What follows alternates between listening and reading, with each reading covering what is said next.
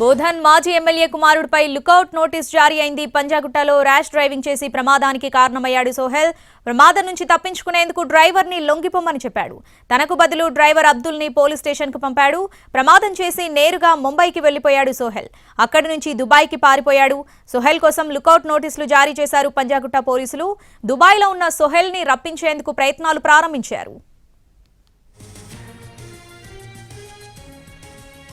పూర్తి అప్డేట్స్ మా crime input editor Ramesh Vaitla phone in ద్వారా అందిస్తారు. రమేష్ వైట్ల, పంచగుట్టలో రోడ్డు ప్రమాదం చేసి అక్కడి నుంచి తనకు బదులు తన డ్రైవర్ ని పోలీసుల ముందు లొంగిపోమని చెప్పిన సోహెల్ ని పట్టుకునేందుకు పోలీసులు ప్రయత్నాలు చేస్తున్నారు. అయితే సోహెల్ పారిపోవడానికి కారణమైన పంచగుట్ట ఇన్స్పెక్టర్ పైన ఇప్పటికే సస్పెండ్ వేయడం జరిగింది. అయితే ఇప్పుడు చూసినట్లయితే సోహెల్ ప్రస్తుతానికి ఇండియాలో లేడు. అతను ఇండియా నుంచి పారిపోయి దుబాయ్ లో సెటిల్ అయ్యాడని చెప్పి పోలీసులకు వచ్చిన సమాచారం.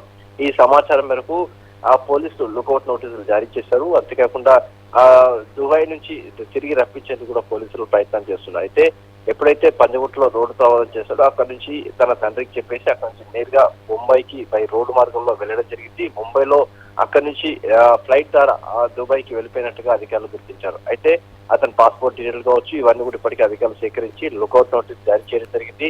ఈ నేపథ్యంలో సోహెల్ తప్పనిసరిగా పోలీసులు ఎదుట హాజరు కావాల్సిన పరిస్థితి ఏర్పడింది. అంతేకాకుండా ఒకవేళ సోహెల్ ఏదైనా ఇల్లీగల్ గా ఇండియాలోకి వచ్చి వెళ్ళినప్పుడు కూడా అన్ని ఇంటర్నేషనల్ ఎయిర్పోర్ట్లను కూడా పోలీసులు అప్రమత్తం చేయడం జరిగింది.